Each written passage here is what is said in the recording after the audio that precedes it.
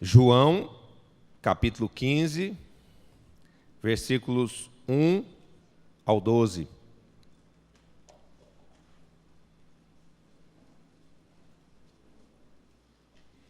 João 15, versículos 1 a 12. Tem alguém aqui que é 12? Então preste bem atenção no versículo 12. Amém? Diz assim o texto: Eu sou a videira verdadeira, e meu pai é o agricultor. Todo ramo que estando em mim não der fruto, ele o corta, e todo o que dá fruto, limpa para que produza mais fruto ainda. Vós já estáis limpos pela palavra que vos tenho falado. Permanecei em mim, e eu permanecerei em vós. Como não pode o ramo produzir fruto de si mesmo, se não permanecer na videira, assim nem vós o podeis dar, se não permanecerdes em mim. Eu sou a videira, vós os ramos. Quem permanece em mim e eu nele, esse dá muito fruto, porque sem mim nada podeis fazer. Se alguém não permanecer em mim, será lançado fora, à semelhança do ramo, e secará, e o apanham, lançam no fogo e o queimam. Se permanecerdes em mim, e as minhas palavras permanecerem em vós, pedirei o que quiserdes, e vos será feito.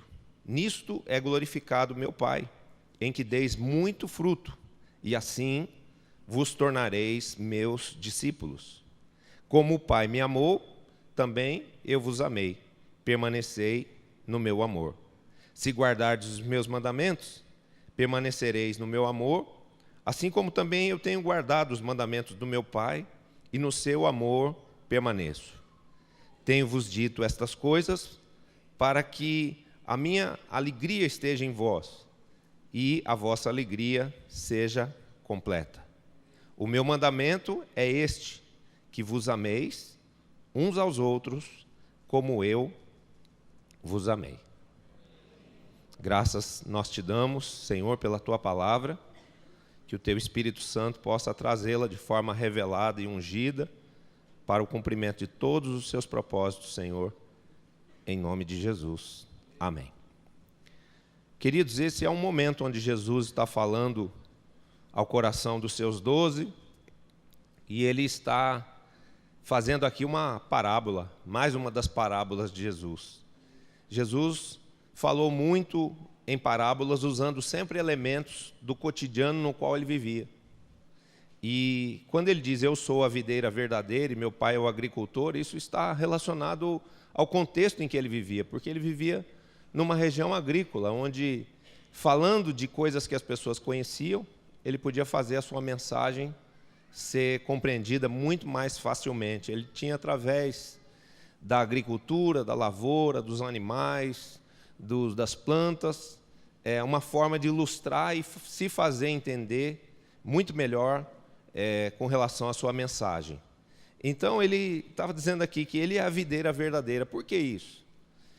Um dia, passeando em Israel, fazendo lá os passeios em Israel, nós chegamos a um lugar e eu pude entender por que Jesus diz, eu sou a videira verdadeira.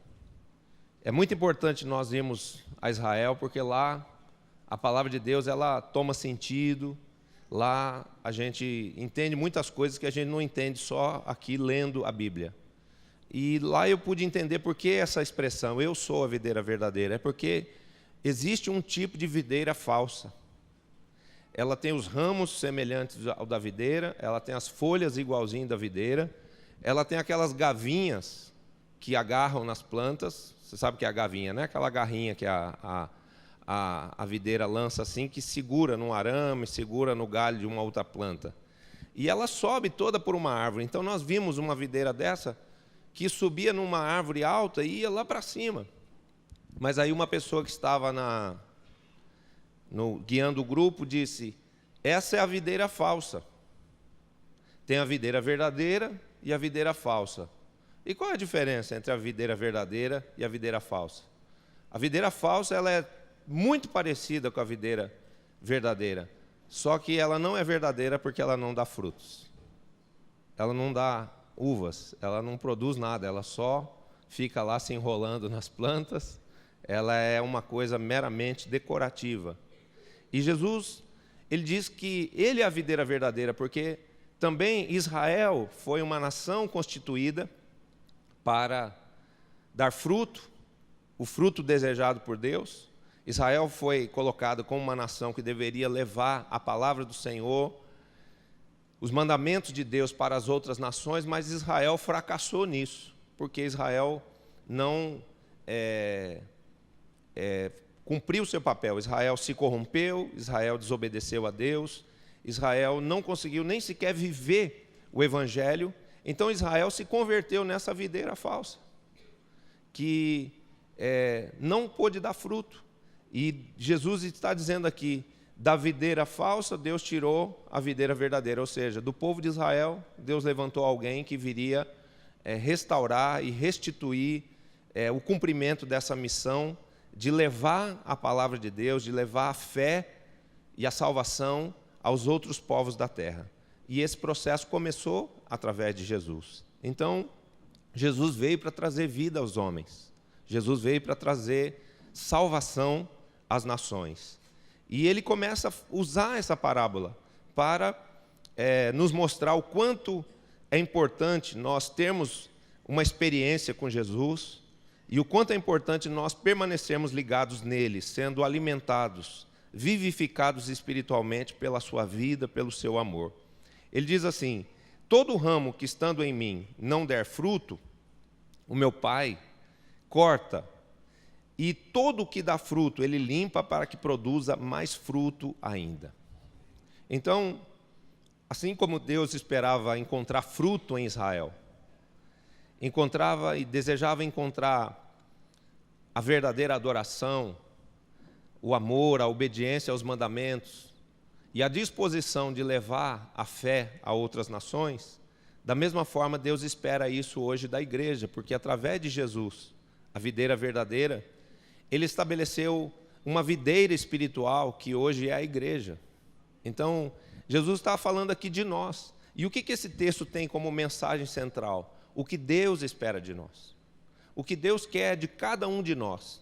Eu sempre digo que as pessoas chegam à igreja sempre imaginando, sempre pensando, eu preciso de Deus, eu quero isso e isso e isso de Deus, eu quero que Deus me dê uma esposa, eu quero que Deus me dê um marido, eu quero que Deus me dê prosperidade financeira, eu quero que Deus restaure a minha saúde, e tudo isso é lícito, e Deus vai te dar tudo isso mesmo.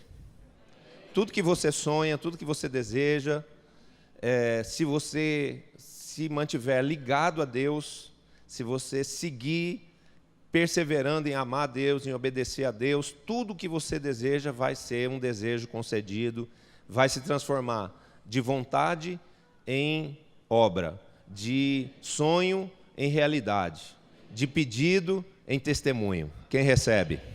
Dá um aplauso ao Senhor Jesus.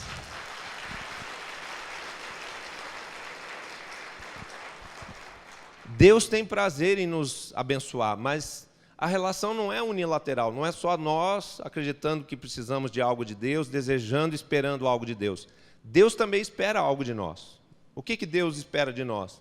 Que nós possamos dar fruto. E o que é esse fruto que Deus quer que a gente dê? É um fruto de transformação. É um fruto de arrependimento. É um fruto de mudança daquela velha natureza humana, pecaminosa, carnal, egoísta, avarenta, usurpadora, que gerava em nós um mau caráter. Deus quer que essa transformação aconteça em nós. Você quer ver? Esse versículo 2, ele está ligado a um outro texto, que está lá em Mateus, capítulo 3, onde diz assim, é o momento do batismo, João Batista está batizando as pessoas, Mateus 3, versículo 7. Mas se achegam pessoas ali que são essas pessoas que não estão dispostas a produzir esse fruto esperado por Deus. Olha o que diz o texto. Mateus 3, versículo 7. Vendo ele é João Batista, porém que muitos fariseus e saduceus vinham ao batismo, disse-lhes: raça de víboras, quem vos induziu a fugir da ira vindoura?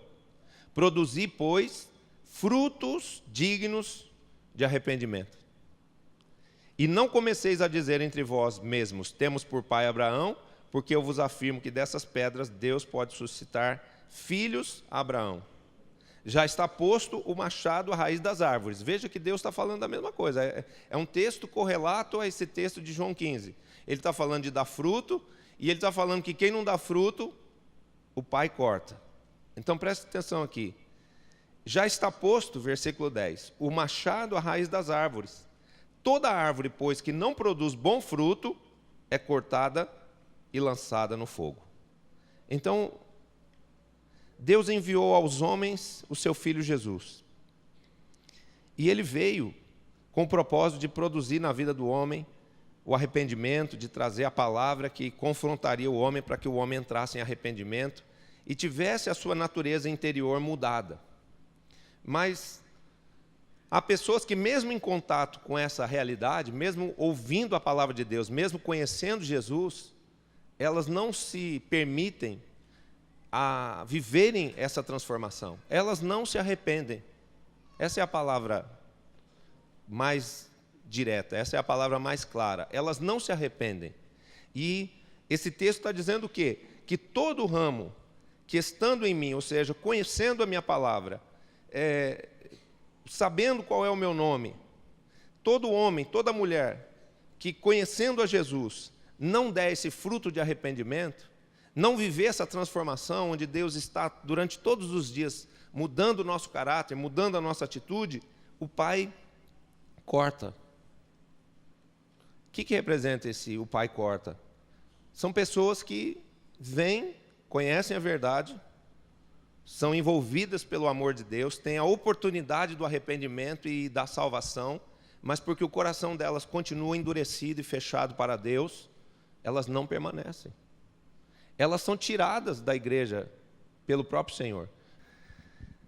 Então, nós precisamos, nesse aspecto, entender que esse tempo na nossa vida, esse tempo de conhecermos a Cristo, esse tempo de recebermos o amor dEle, a salvação que Ele nos dá, o seu perdão, é um tempo de oportunidade.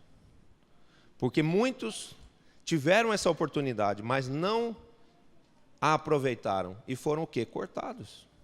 Nós já vimos pessoas que vieram, que ouviram a palavra, que receberam a oportunidade da mudança, do perdão, da salvação, mas rejeitaram isso. Permaneceram com o seu coração endurecido e não deram esse fruto de transformação, não deram esse fruto de arrependimento. Esses dias, ministrando uma pessoa, eu disse: há pessoas que elas morrem resistindo a Deus. Elas morrem cometendo pecado. Elas morrem conscientemente ferindo a Deus e ferindo os mandamentos de Deus. Morrem cometendo homicídios, morrem pervertendo o direito das pessoas, oprimindo as pessoas, lançando mão das coisas dos outros pela injustiça. São pessoas corrompidas, são pessoas que não têm o seu coração em Deus. E essas pessoas, elas não poderão viver no reino de Deus, nem aqui na terra, nem lá no céu. Então, nós temos que entender o Evangelho e pregar esse Evangelho, que é um tempo de oportunidade. A Bíblia diz: buscai o Senhor enquanto se pode achar. Esse é um tempo de oportunidade, para nós conhecermos o amor de Deus, nos arrependermos e permitirmos que Deus transforme a nossa vida. Nos traga essa transformação de deixarmos aquela natureza humana, rebelde, individualista, egoísta, avarenta, murmuradora, ser transformada. Para quê? Para que nós não sejamos cortados. É duro a gente ver uma pessoa que vem, recebe esse legado de amor, esse amor que Jesus dá a uma pessoa, essa oportunidade da graça que é dada a uma pessoa, e essa pessoa resiste, essa pessoa, ela endurece o seu coração, permanece incrédula e segue fazendo o mal. Quantas pessoas que nós já vimos vindo a uma célula, vindo aos cultos, vindo fazer parte da igreja, e depois essas pessoas fazem a opção de voltar ao mundo, de voltar ao pecado. Elas não podem permanecer na presença de Deus, elas não podem permanecer sob a graça de Deus, por quê? Porque elas estão no coração rejeitando a maior expressão de amor que já foi dada na face da terra. Qual é essa expressão de amor? O sacrifício de Jesus na cruz do Calvário. Deus criou o homem, Deus deu vida ao homem, Deus deu livre-arbítrio ao homem, e quando esse livre-arbítrio foi mal usado por Deus, Deus trabalhou, Deus lutou, Deus saiu do seu próprio trono, veio ao mundo em carne e osso para, através da pessoa do seu Filho Jesus Cristo, salvar os homens, pregando a palavra, derramando o seu sangue naquela cruz, dando a sua vida numa cruz, para que o homem pudesse ser reconciliado com Deus. Depois disso, não há mais o que Deus possa fazer. Não tem sacrifício maior do que esse, não tem mais nada que Deus possa fazer. Então, esse momento agora é um momento onde a atitude das pessoas prova quem elas são. Porque o livro de João diz que a luz veio até os homens, mas os homens, não todos, alguns, amaram mais as trevas do que a luz. Então há pessoas que não terão salvação. Não é porque Deus não quis, não é porque Deus não fez nada para salvá-los, é porque tudo que Deus fez para salvá-los, tudo que Deus ofereceu a eles, eles rejeitaram, amando mais as trevas, amando mais ao pecado, amando mais a si mesmos do que a Deus. E essas pessoas são essas pessoas que, comparados a ramos, o Pai corta. Mas Ele corta essas pessoas para quê? Para que a sua videira possa produzir muito mais.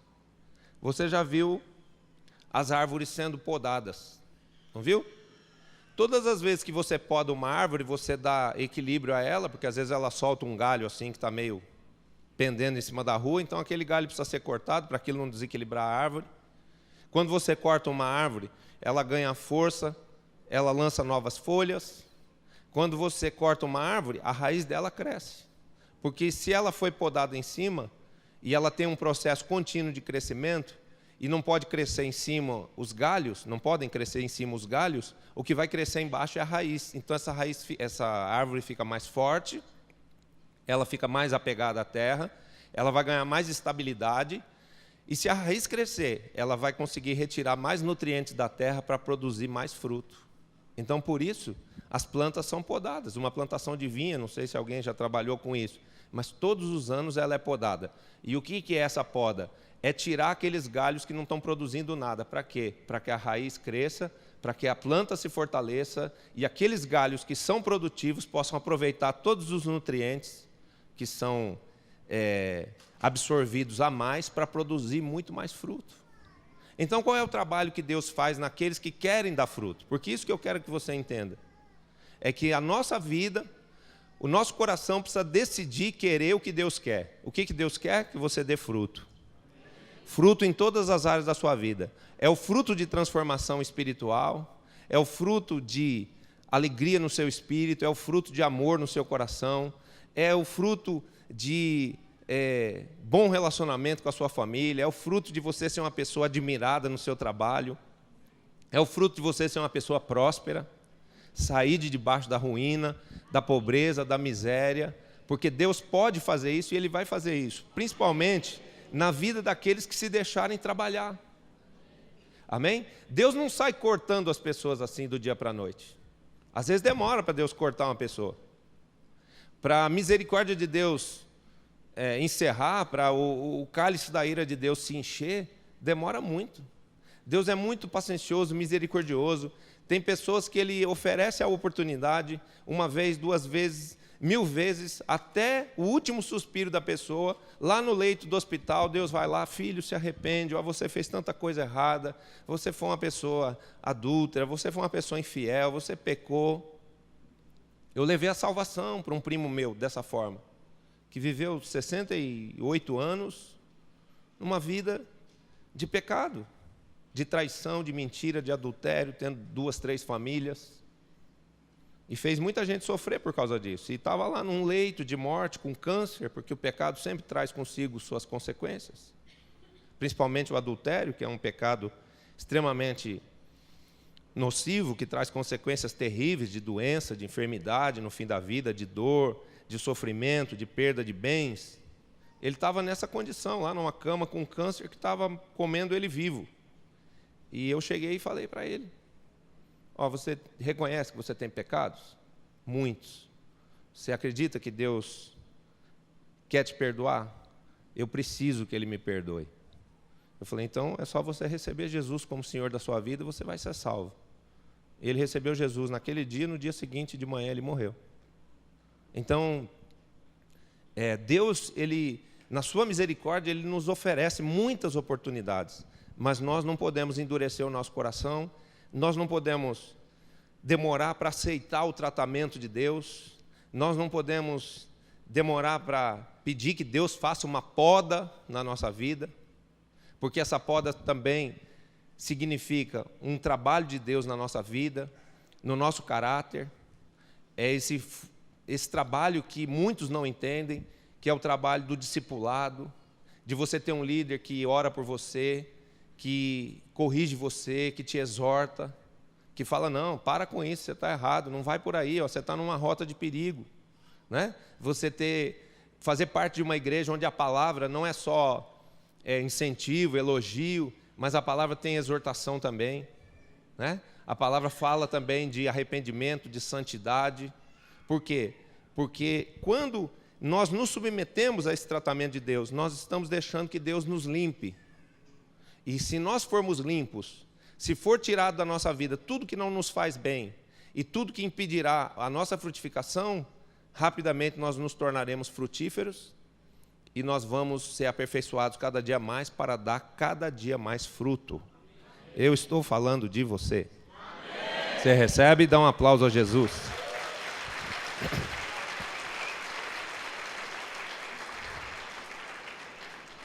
Então, o objetivo de Deus é que a gente dê fruto e dê cada dia mais fruto. Primeiro fruto, o fruto do arrependimento, fruto da transformação.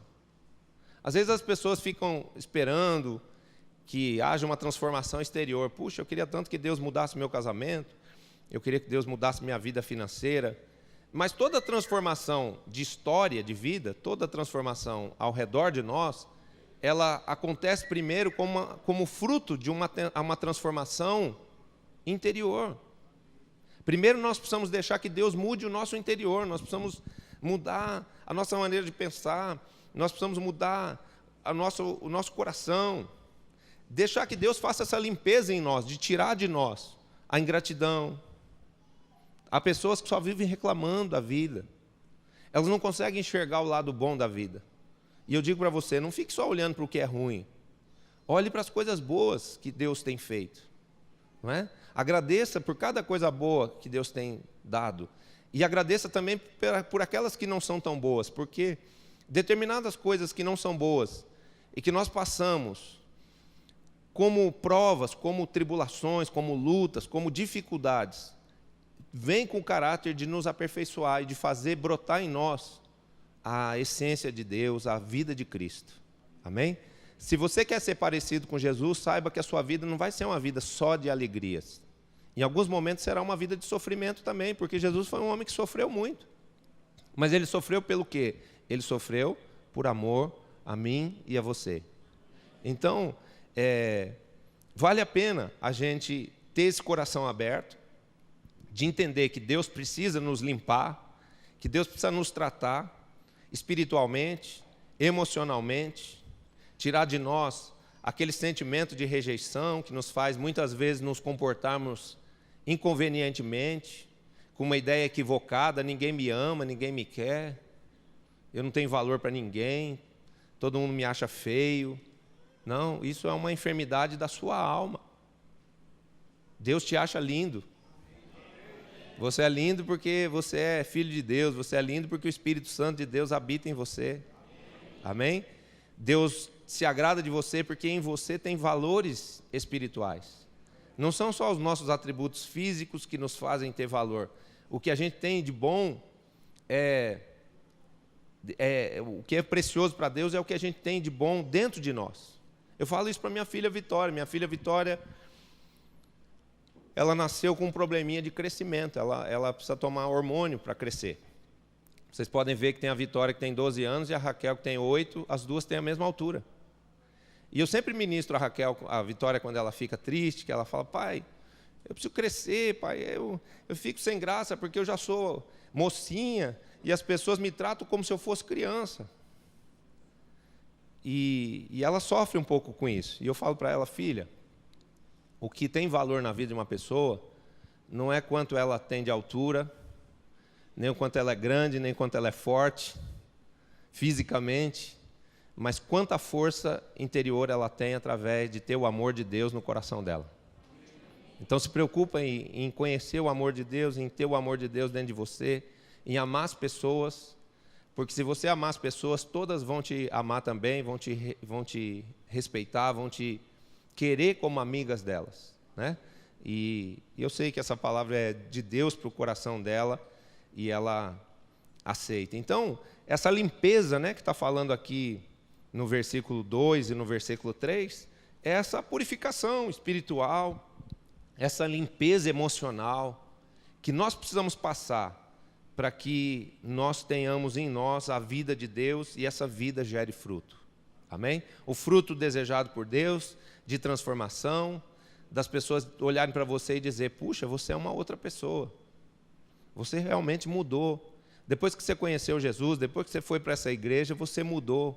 Esse é um grande valor. Não só aquele valor de comprar o carro novo, porque tem pessoas que estão lá com carro do último tipo, um carrão caro, mas elas não mudaram nada, elas continuam mesquinhas, medíocres, avarentas, não têm amigos, não amam ninguém, não servem para nada. A vida delas é uma vida inútil. E tudo que é inútil para Deus, tudo que é infrutífero para Deus, Deus manda tirar. Você já viu aquela outra parábola que fala: essa planta foi plantada aqui para dar fruto, mas já faz 3 anos que ela não dá fruto. E aí o dono da propriedade fala assim: então arranca, tira ela daí, porque para que ela vai ficar ocupando espaço na terra? Então é importante que nós entendamos que a nossa vida na presença de Deus, a nossa passagem por esse mundo, tem um propósito. E qual é o propósito? Nós darmos fruto. Esse fruto de transformação, esse fruto de mudança de vida, para que a nossa vida seja uma referência de transformação e de salvação para outras pessoas também. Aí ele diz assim: vós já estáis limpos pela palavra que vos tenho falado. Isso representa o quê? Que a palavra de Deus é o que vai nos trazer essa limpeza. Ou seja, você deve se esforçar para conhecer a palavra de Deus. Se você quer dar esse fruto que Deus está esperando achar em você, se você quer ser uma pessoa frutífera em todas as áreas da sua vida, você quer que haja bom fruto no seu casamento, na sua vida espiritual, na sua vida profissional, na sua vida ministerial, você deve se apegar à palavra de Deus, você deve deixar que a palavra de Deus limpe a sua vida através de praticá-la, de obedecê-la. Muitos cristãos, eles sofrem coisas desnecessárias porque eles sabem que eles devem devolver o dízimo a Deus, mas eles não fazem isso. É a palavra que está mandando, não é o pastor. Não são as igrejas evangélicas que determinam isso, é a palavra de Deus. E aí eles não dizimam, não ofertam, depois eles ficam vivendo tribulações financeiras, são roubados, são enganados, são trapaceados lá fora no mundo, nos seus negócios. E aí ficam irritados, ficam deprimidos. Mas por que isso? Porque eles conhecem a verdade, mas não a praticam. Então, muito mais do que ouvinte da palavra, muito mais do que conhecedor da palavra, você deve ser praticante dela. Colocando a palavra de Deus em prática em todos os aspectos da sua vida. Deus está ordenando que é para amar, eu vou me esforçar para amar. Mesmo quem não me ama.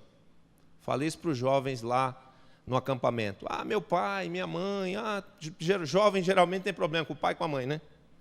É uma coisa meio natural isso aí. Eu falei para eles, vocês têm o Espírito Santo, talvez seu pai não seja salvo ainda. Talvez sua mãe não conheça Jesus ainda. Então, a quem muito foi dado, muito será exigido. Se você já recebeu mais condição de amar e de perdoar do que seus pais, dê o primeiro passo. Sua mãe é brava, seu pai é indiferente, perdoe e depois cave o relacionamento. Como um presente para sua mãe, abraça o seu pai por trás, dá um beijo bem gostoso na bochecha dele, assim, fala, pai, eu te amo. Ainda que ele seja uma pedra, ele vai dar uma estremecida. Isso vai mexer na estrutura interior da pessoa. Porque o amor, queridos, é a arma mais poderosa que existe. Não tem nada mais forte na terra do que o amor. O amor é a essência de Deus. E quando você ama, você está permitindo que Deus use a sua vida para transformar a vida de outras pessoas. Mas nós precisamos ser essas pessoas que se deixam limpar, se deixam tratar e se deixam usar por Deus. Amém? E, dessa forma, a gente vai produzindo fruto. As pessoas vão vendo que nós fomos transformados. Por quê? Porque esse pai e essa mãe via que antes, quando eles eram agressivos ou indiferentes, você revidava com agressividade e com indiferença também. Agora não. Você conhece a Jesus, você foi no acampamento com Jesus, e você voltou pagando o mal com o bem. Você voltou pagando a indiferença com o beijo, com o abraço e com a declaração de eu te amo, Pai. Então, isso muda. Isso nos muda, isso muda quem está ao nosso redor também. E isso é dar o fruto que Jesus está dizendo aqui. E ele diz que nós precisamos viver essa transformação e depois conservá-la. De que forma? Versículo 4. Permanecei em mim e eu permanecerei em vós. Como não pode o ramo produzir fruto de si mesmo, se não permanecer na videira, assim nem vós o podeis dar, se não permanecerdes em mim. Ou seja, a garantia de nós sempre estarmos dando fruto é a nossa ligação espiritual com Deus. É a nossa ligação espiritual com a palavra de Deus. É nós estarmos na comunhão do Espírito Santo, ou seja, buscando sempre o relacionamento com Deus através do Espírito Santo, e nós também buscarmos essa comunhão de estarmos na igreja, na casa do Senhor, na comunhão do corpo de Cristo. São dois níveis de comunhão. Uma comunhão com o Espírito Santo, você ora em casa, você lê a palavra em casa, você louva a Deus em casa, e isso você está tendo uma comunhão direta entre você e a pessoa de Deus, entre você e a pessoa do Espírito Santo. Você não precisa vir à igreja para ter relacionamento com o Espírito Santo. Mas vir e fazer parte da igreja, fazer parte de uma igreja, estar debaixo da cobertura espiritual de um líder, de um sacerdote, representa estar ligado ao corpo de Cristo. Representa ter o segundo nível de comunhão que nos faz termos uma vida plena, que é nós fazemos parte do corpo de Cristo. Toda pessoa que é cristã de verdade, ela tem que saber responder 3 perguntas. Quem é Jesus na tua vida? A resposta tem que ser, Ele é o meu Senhor. Ou Ele é o Filho de Deus. Essas 2 respostas são equivalentes. Ele é o Filho de Deus, Ele é o Senhor da minha vida. Quem é Jesus para você? Se responder é o profeta,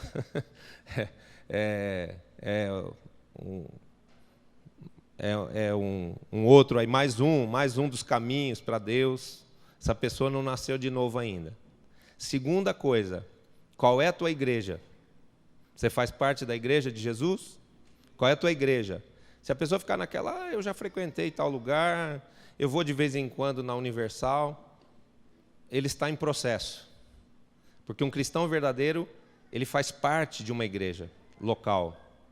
Ele tem raízes num ministério estabelecido no qual ele foi chamado por Deus, e ali ele está sendo santificado, ali ele está sendo consolidado, ali ele está sendo tratado, está sendo limpo para poder dar fruto. E a terceira coisa, quem é o seu pastor? Quem é a sua cobertura espiritual? Se qualquer uma dessas perguntas você não tem a resposta ainda, você precisa buscá-las. Porque isso faz parte do processo de se deixar limpar. Isso faz parte do processo de tornar a sua vida cristã uma vida cristã, não como você entende ou como você quer, mas como Deus quer. Que você saiba que Jesus é o Senhor da sua vida, o único Senhor da sua vida, o seu Senhor, o seu Salvador, que você faça parte de uma igreja e que você tenha uma cobertura espiritual. Você saiba quem é o seu líder espiritual, quem é o homem que Deus levantou na terra para te guiar. Por quê? Porque aqui a Bíblia está falando de árvores, e árvores não andam soltas por aí. Toda árvore ela está enraizada, toda árvore ela está fixa num determinado lugar, e porque ela está ali fixa na terra, absorvendo os nutrientes daquela terra, ela pode dar fruto. Ela dá fruto em abundância, ok? Permanecei em mim e eu permanecerei em vós. Por que o Senhor está falando isso? Porque há um perigo também de nós termos varas, de nós termos galhos frutíferos, mas pela displicência, pela falta de vigilância, pela falta de temor, a vida de Deus começar a se esfriar em nós. Você já viu uma planta que um galho seca? De repente, você fala, o que aconteceu com essa planta? O galho secou. Tem até uma música aí, né? Um galho seco de uma árvore qualquer. É uma figura da igreja. Essa música foi ressuscitada agora como sinal profético para essa geração. De que tem uma igreja que está em franco avivamento. Qual é essa igreja que está em franco avivamento? Está num avivamento 12 vezes maior. Aonde está essa igreja? Glória a Deus, mas tem uma igreja aí que está virando um galho seco de uma árvore qualquer. Está sem a vida de Deus, está sem alegria, está sem propósito, está sem motivação e está sem fruto. Tem igrejas, queridos, que em vez de estar crescendo, ela está diminuindo. Você sabia disso? Você não sabia porque você só fica aqui dentro, você só está vendo uma igreja que está crescendo cada dia. Né? Que está melhorando a cada dia. Por isso que você não sabe que tem outras igrejas que estão morrendo. O café de pastores aqui nessa última quinta-feira tinha uns 350 pastores. E estava sim de pastores novos, vindo conhecer a visão. Tem pastores vindo da Inglaterra para conhecer a visão. Por que esses pastores saem da Inglaterra para vir aqui? Inglaterra é um país de primeiro mundo, um país rico, porque existe uma crise espiritual. A videira de Jesus, em alguns aspectos, em alguns galhos, em alguns lugares, ela está parando de dar fruto. Mas Jesus está restaurando a ela. Por isso, está devolvendo à igreja essa capacidade de amar, essa capacidade de servir a Deus e de frutificar, se deixando tratar. Então, qual é o diferencial que existe na nossa vida? O discipulado. Você veio de um mundo onde ninguém estava nem aí com você, todo mundo queria usar você, às vezes como degrau para subir, pisando em cima de você. Ninguém se importava com a sua vida, com a sua sorte. Se você estivesse lá se afogando, as pessoas iam ficar de braços cruzados olhando. Assim é o mundo. As pessoas estão morrendo e ninguém faz nada. O mundo é dessa forma. Mas você veio para um ambiente onde existe amor. E onde existe o zelo de Deus com a sua vida, porque para Deus você é precioso. Se o mundo, para o mundo você não é nada, você não é ninguém, para Deus você é extremamente precioso. E Deus quer fazer o quê? Deus quer curar você, quer tratar a sua vida. Você é esse galho que Deus quer limpar para que produza muito fruto. Amém? Mas o que você precisa fazer? Você precisa desejar isso, você precisa se submeter a esse tratamento, deixando alguém cuidar de você, caminhando pelos passos que a igreja nos ensina. Por exemplo, o passo do batismo. Quem aqui não se batizou nas águas ainda? Levante a mão. Levante a mão. Ó, tem pouca gente, graças a Deus. Essa igreja é uma igreja que todo mundo corre para dar os passos na fé. É importante o batismo nas águas. É importante o encontro com Deus. é importante você fazer a escola de líderes. Por quê? Porque se é a palavra que vai nos limpar, se é a palavra que vai nos aperfeiçoar para nós podermos dar o fruto de transformação, eu não posso rejeitar a palavra, eu não posso queimar etapas ou ficar dizendo não quando eu tenho que dar um novo passo na minha vida espiritual. Então, eu não sei em que passo você está. Existem pessoas que estão em passos diferentes. Tem gente que ainda precisa ser batizado. Tem gente que já foi convidado para ir ao encontro 1, 2, 3 vezes, não foi ainda. Vá, porque lá nesse encontro Deus vai fazer coisas boas, coisas poderosas, fortes dentro de você, que vão mudar a realidade ao redor de você. As coisas que você está querendo que sejam transformadas, elas serão transformadas na hora que você deixar Deus tratar o seu coração. Amém? E continuar caminhando, para quê? Para que nessa limpeza feita pela palavra em nós, nesse aprimoramento feito através do ensino de Deus na nossa vida, nós possamos nos tornar pessoas frutíferas. E ele fala duas coisas. A primeira é que nós devemos desejar essa frutificação. E a segunda é que nós devemos permanecer nele para que nós continuemos dando fruto. Que é aquela coisa que eu falei. Também já vimos o caso. Tem o caso de pessoas que vêm e não dão fruto nenhum, vão embora. Tem outros que vêm e dão fruto. Mas depois elas começam, como o galho, secar. Elas começam a deixar o pecado entrar na vida delas. E o pecado tem como seu salário morte. O pecado, se nós não vigiarmos, ele entra na nossa vida e nos tira a comunhão com Deus, nos rouba a unção, nos rouba o entendimento espiritual. E aí você não quer mais ser da igreja, você não quer mais ser líder, você não quer mais ser usado por Deus. E isso representa uma morte espiritual. É um caminho perigoso chamado apostasia. Nós não podemos deixar que a nossa fé esfrie. Nós não podemos permitir que o pecado entre na nossa vida para nos roubar a paixão por Cristo. Amém? Deus vai te livrar disso. Amém. Em nome de Jesus. Por quê? Porque para a gente dar cada dia mais fruto, fruto que vai trazer uma recompensa, nós precisamos permanecer em Deus. Ou seja, nos manter ligados ao Espírito de Deus, na comunhão do Espírito Santo e na comunhão do corpo de Cristo. Isso aqui fala de nós desenvolvermos o quê? Dependência de Deus. Olha o que ele diz aqui no versículo 4. Como não pode o ramo produzir de si mesmo, se não permanecer na videira, assim nem vós o podeis dar, se não permanecerdes em mim. Um galho, imagina um galho de uma planta. Ele é uma árvore frutífera, uma laranjeira. Você vai lá e corta o galho da laranjeira. Esse galho vai dar mais laranja? Não vai. Perdeu totalmente a condição de dar laranja. Por quê? Porque não vai ter mais a seiva que a alimenta. E o que vai acontecer com esse galho que foi cortado? As folhas vão cair.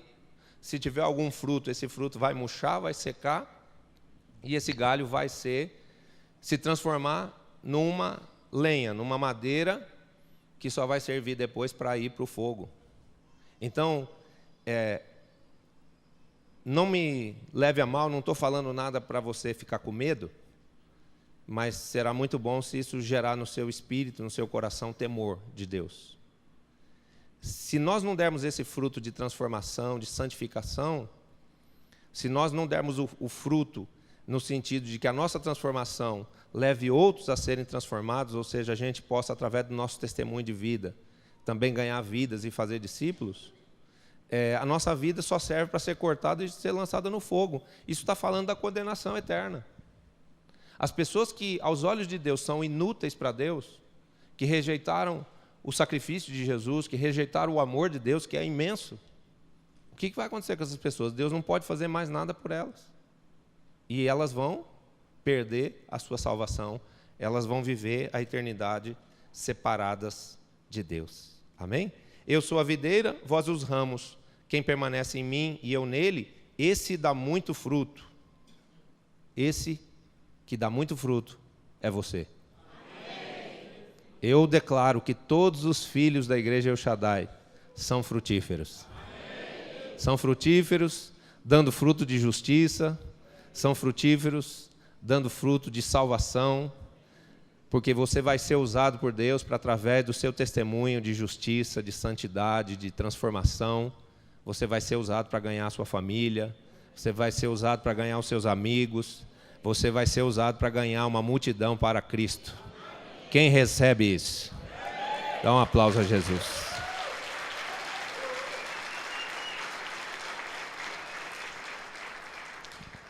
Tem duas coisas que nos trazem esterilidade.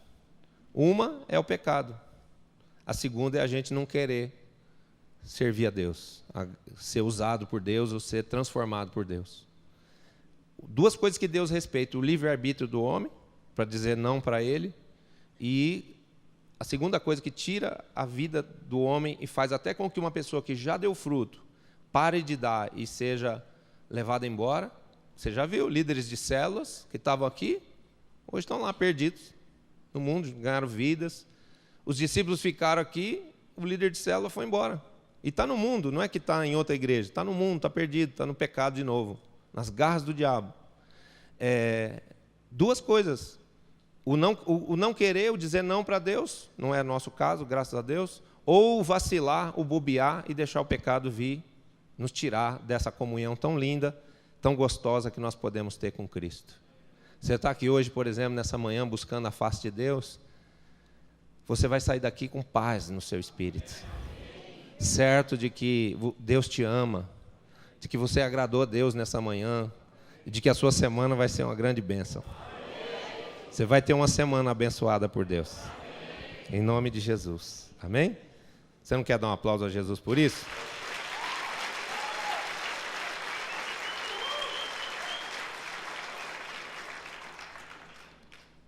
Quem permanece em mim e eu nele, esse dá muito fruto, porque sem mim nada podeis fazer. Então presta atenção, não é você que vai dar fruto porque você quer dar, não é você que vai se autotransformar.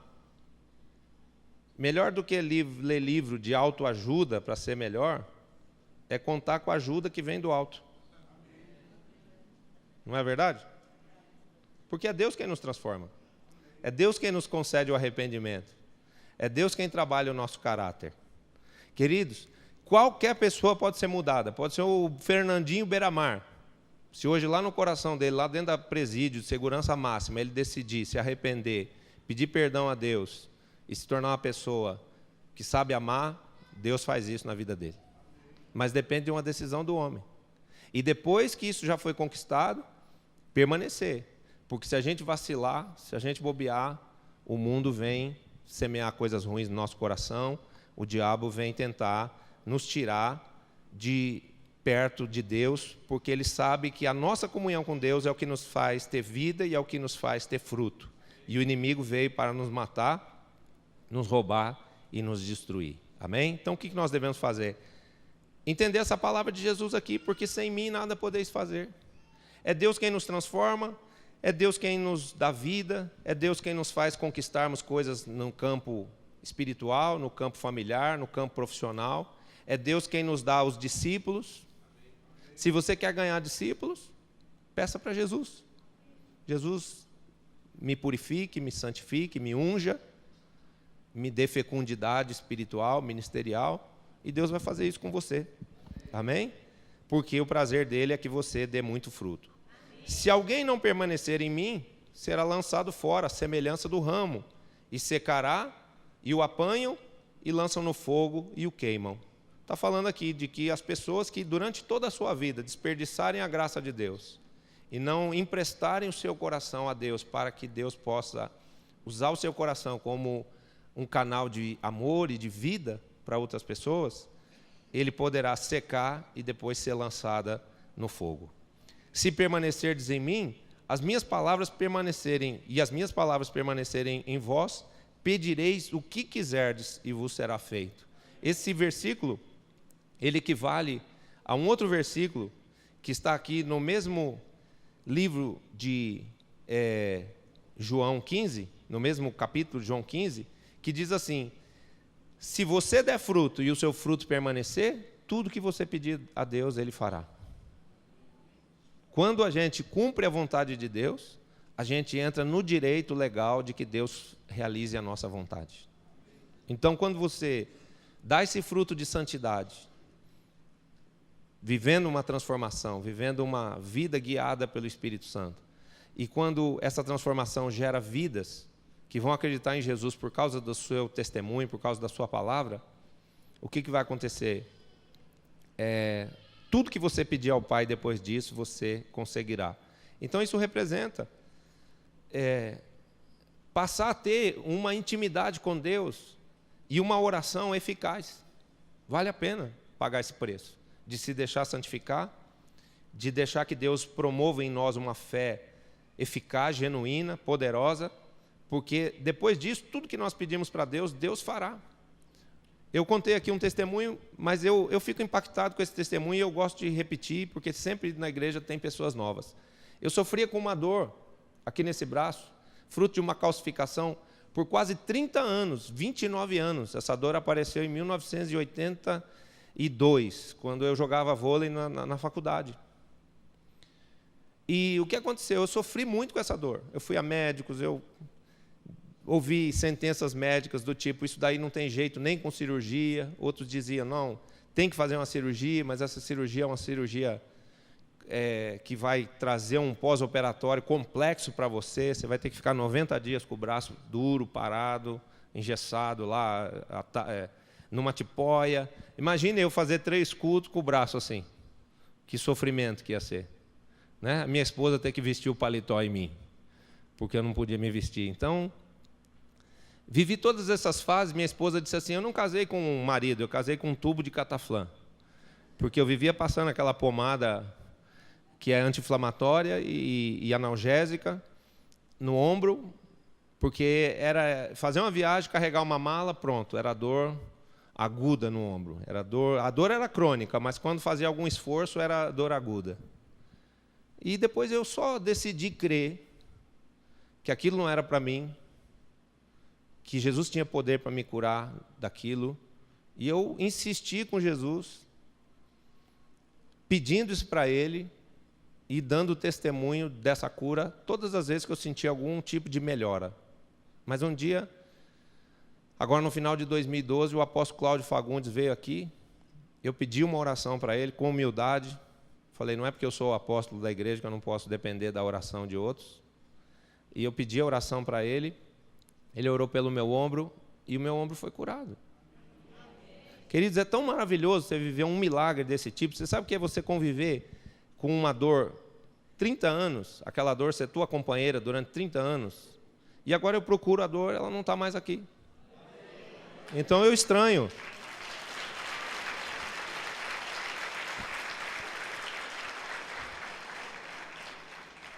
Você sabe o que representa isso? O poder da oração. A oração de um justo muito pode em seus efeitos. Mas por que Deus me concede algo que é um direito meu, o direito de ser curado? Porque eu estou fazendo tudo para agradar a Deus, no sentido de me deixar santificar, de me deixar tratar, de me deixar fazer melhor, de me deixar ser discípulo de Jesus e de homens, e de ser um líder que vai ganhar vidas, que vai gerar fruto. Amém? Então, se você fizer isso, tudo que você pedir para Deus daí por diante, vai ser realizado. Não ore para que Deus realize os seus desejos como se Ele fosse o gênio da lâmpada. Ore para que Ele te santifique. Ore para que Ele te transforme. Ore para que Ele te permita dar fruto, porque a hora que você der fruto, será automático.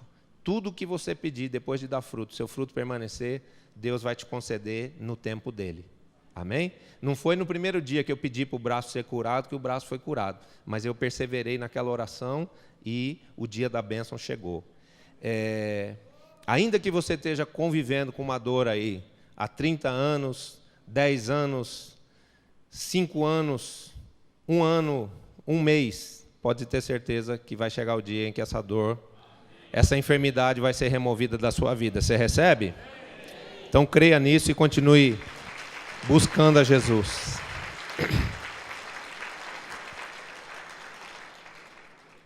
E compreendermos o coração de Deus. Olha o que Jesus está nos revelando. Já estou terminando. Nisto é glorificado o meu Pai, em que deis muito fruto, e assim vos tornareis meus discípulos. Deus quer que você não só dê fruto, mas quer que você dê muito fruto.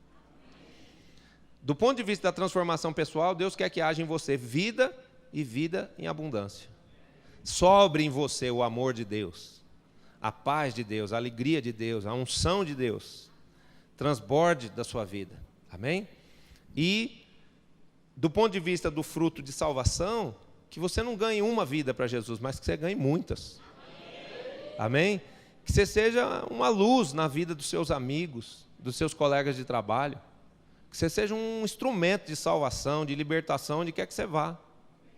Que na empresa onde você entrar e trabalhar, ali você faça um estrago no inferno.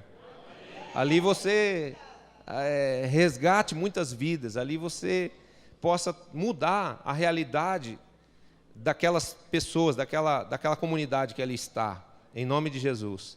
Nós temos que tomar esse propósito de dizer, eu posso mudar a vida desse prédio. Você mora num prédio que só tem gente brava, briguenta, o síndico é um cão. Ora, começa a orar. É verdade, começa a orar. Começa a orar porque há poder nas suas palavras, há poder na sua oração. Amém? E comece a falar de Jesus naquele lugar. Comece a dar testemunho para as pessoas. Pega um jornalzinho, põe debaixo lá da porta do apartamento. Faça um convite para a sua célula, um cartãozinho, entregue para as pessoas. Comece convidando o porteiro do prédio, vá até o síndico e convide ele para vir para a sua célula.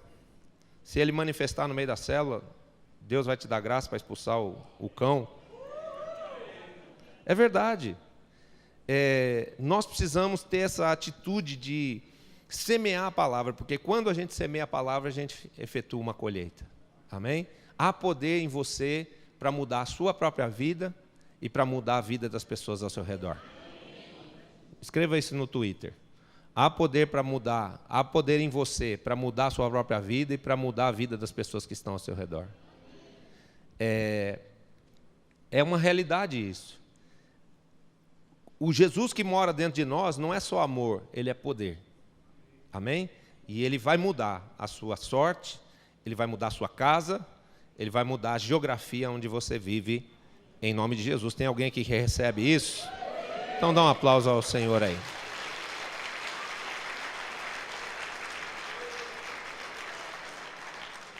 Diga ao Senhor assim, Senhor, me limpa, me transforma, para que haja interiormente o fruto desejado pelo Senhor na minha vida.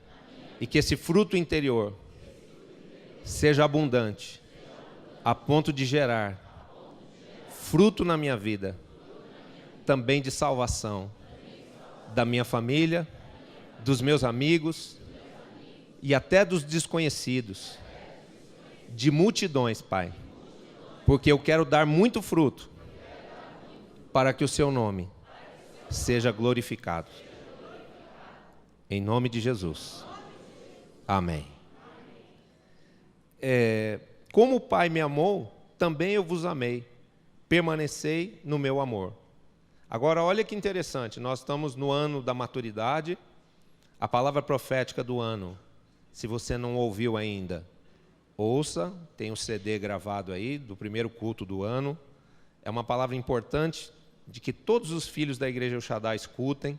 É um CD que você deve ter no seu carro, que você deve guardar no carro, para nunca perder o foco daquilo que Deus quer e vai fazer nesse ano, na sua vida e através de você. Então todos devem ouvir. Os que estavam de férias, chegaram depois, que janeiro já tinha terminado, compre o CD aí, tá? O pastor Carlos Henrique tem CDs aí para vender, o pessoal que cuida da reprodução de CDs e de DVDs tem essa palavra gravada. Ok? É muito importante você ouvir isso. Mas é uma palavra onde Deus disse que o amor será o elemento que vai trazer frutificação, que vai trazer maturidade para a nossa vida. A palavra do ano diz que assim como existe um gás que amadurece as frutas, chamado gás eteno, O amor é o elemento de amadurecimento na nossa vida. Quando nós aprendemos a amar, então é porque nós estamos crescendo e amadurecendo espiritualmente. E quando alguém amadurece espiritualmente, é a hora dessa pessoa dar fruto. Eu sempre dou esse exemplo de que uma videira com 1 ano de idade, ela não vai dar fruto. Vocês lembram dessa videirinha que tem aqui do lado? Eu acho que em 2010, a palavra do ano era essa palavra aí. E quando a gente falou de cada um ganhar mais um, lembra que a gente fazia assim? A videira lá fora deu um fruto. Ela deu uma uva, queridos. Você já viu isso? Uma videira, uma planta, ela era novinha, eu comprei uma mudinha assim, pequenininha no viveiro de plantas ali. Tatuapé Garden. Quem gosta de planta, vai lá, porque é um lugar lindo. Comprei aquela mudinha pequenininha, plantamos num vaso aqui, fizemos um lugar para ela subir. O primeiro ano ela deu um fruto.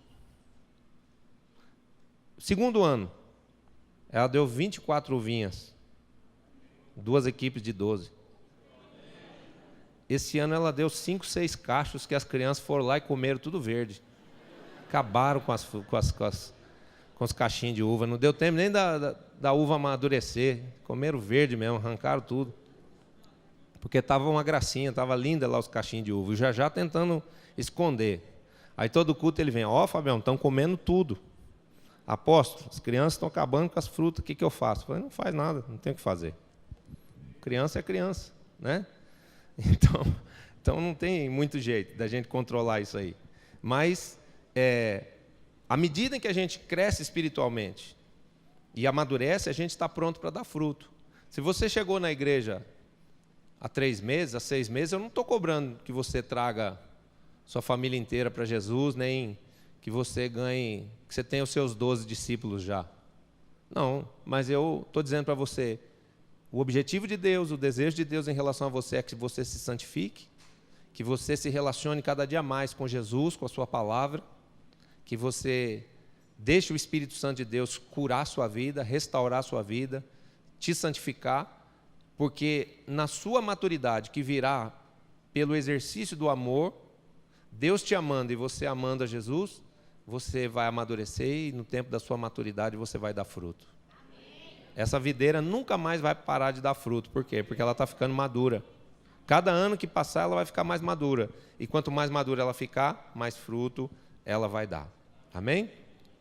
Como o Pai me amou, eu vos amei. Eu também vos amei. Permanecei no meu amor. Se guardardes os meus mandamentos, permanecereis no meu amor. Olha que coisa interessante. O Senhor diz que uma forma da gente estar realmente demonstrando o nosso amor por Deus é nós guardarmos os seus mandamentos. Jesus volta a repetir aquilo que ele já disse no começo do texto. Não é o conhecer a minha palavra, mas é o praticá-la. Amém? É colocar a minha palavra em prática, que vai ser uma prova de amor por mim. É eu saber que a palavra manda perdoar, eu vou perdoar. A palavra fala para eu ser obediente, eu vou me esforçar para obedecer.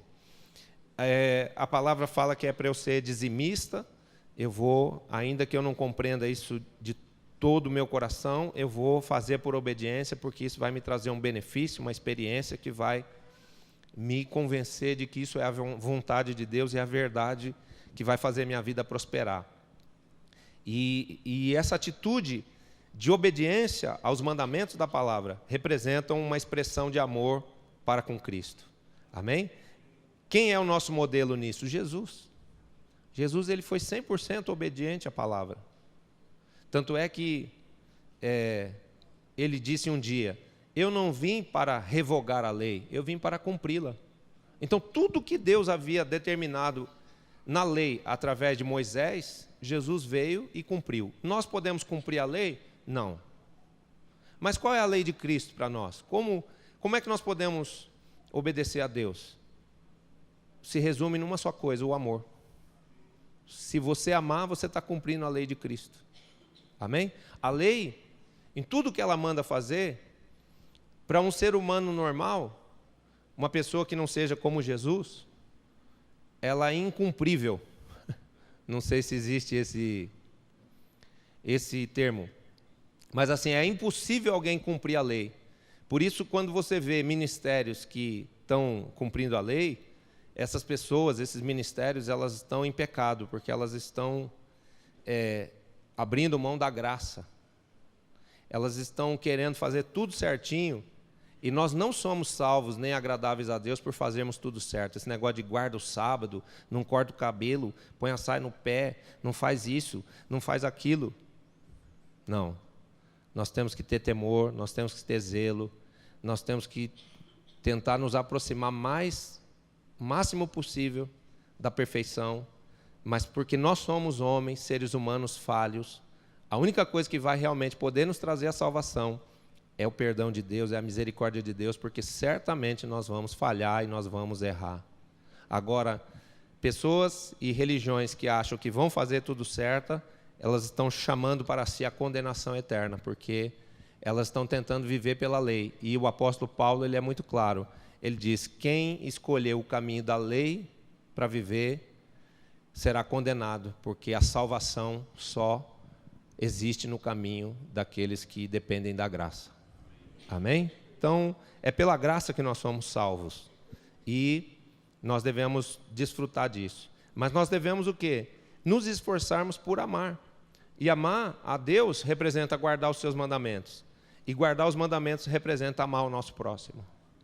Então procure sempre fazer da sua vida uma vida para agradar a Jesus e para agradar as pessoas que estão ao seu redor. Procure ser sempre uma bênção na vida das pessoas. Peça a Deus um coração capaz de amar, um coração capaz de perdoar, de compreender, de servir, desejando sempre fazer o bem, ser uma bênção para as pessoas que estão ao seu redor. E se você fizer isso, uma grande alegria vai nascer no seu espírito. Por quê? Olha o que ele diz no versículo 11. Tenho-vos dito essas coisas para que a minha alegria esteja em vós e a vossa alegria seja completa. Queridos, prestem atenção numa coisa. Jesus está dizendo, eu estou ensinando essas coisas para vocês, porque se vocês decidirem viver assim, se deixarem tratar, produzirem esse fruto de justiça, esse fruto de transformação, se esforçarem por amar as pessoas e levar essas pessoas a crer em mim, vai haver uma alegria plena no espírito de vocês. Ou seja, sabe o que Jesus está nos dizendo aqui no versículo 11? Que é possível ser feliz nesse mundo. Você acredita nisso? Então diga pela fé, eu sou feliz. Eu sou muito feliz. Dá um aplauso a ele, porque ele vai fazer isso se tornar mais do que uma declaração. Por que existem pessoas deprimidas, pessoas abatidas, tristes, pessoas que não conseguem ter a alegria de viver, porque elas estão desconectadas de Cristo, elas estão longe de Deus, elas estão sem amor. Mas quando a gente se conecta em Jesus, a vida de Deus começa a entrar em nós. Ela começa a trazer para dentro de nós o amor dele, a sua paz e, consequentemente, a sua alegria. Eu sou uma pessoa muito feliz, muito realizada em poder ser instrumento de Deus na vida de outras pessoas. Eu procuro fazer sempre a minha vida uma vida útil às outras pessoas. Porque isso, eu não só sei que isso está agradando a Deus, como isso traz para dentro de mim uma grande recompensa de eu ser uma pessoa alegre, uma pessoa feliz. Amém? A palavra do domingo passado foi um grande confronto para todos nós. É outra palavra que merece comprar o CD para escutar de novo, porque uma das coisas que o Senhor revela ali é que até o diabo trabalha feliz, enchendo a rede dele com as vidas que ele aprisiona e escraviza. Então, se o diabo trabalha feliz, que dirá nós? Não temos que valorizar a grande alegria, a grande honra de termos sido atraídos para Deus, de recebermos de Deus uma unção, um chamado ministerial para levar essa palavra para outras pessoas. Nós não temos direito de reclamar das coisas, nós não devemos ficar alimentando na nossa alma amarguras, ressentimentos, solidão, tristeza, para que as pessoas fiquem com pena de nós. Isso é um sentimento de autocomiseração que deve ser expulso da nossa vida. Por quê? Porque o projeto de Deus para a nossa vida é nos fazer pessoas alegres, pessoas felizes, que vão ter uma felicidade, uma alegria plena. Amém? Estas coisas eu vos digo para que a minha alegria esteja em vós e a vossa alegria seja completa. Diga, Senhor, que eu possa viver, expressar com os meus olhos, com o meu sorriso, com as minhas palavras, essa alegria completa, que vem do Espírito do Senhor, em nome de Jesus. E a última coisa, o meu mandamento é este, que vos ameis uns aos outros, assim como eu vos amei. Amém? Então o amor, ele vai fazer o quê? Ele vai consolidar tudo isso. O amor nos mantém vinculados a Deus. O amor nos mantém na presença de Deus. O amor nos capacita a convivermos com as outras pessoas em paz. Se você ama, você consegue compreender. Se você ama, você tem misericórdia. Se você ama, você perdoa. Se você ama, você dá uma outra chance para aquela pessoa. Se você ama, você vai tentar ser uma bênção na vida de todas as pessoas. E de que forma Jesus nos amou? Se entregando totalmente por nós. O amor de Jesus é um amor sacrificial, não é um amor egoísta, não é um amor egocêntrico. É um amor que se doa, é um amor que serve, é um amor que se entrega. Então, se nós pedimos a Deus essa capacidade de amar, Ele também nos dará. E esse amor vai nos aperfeiçoar, e esse amor vai nos fazer frutíferos e felizes.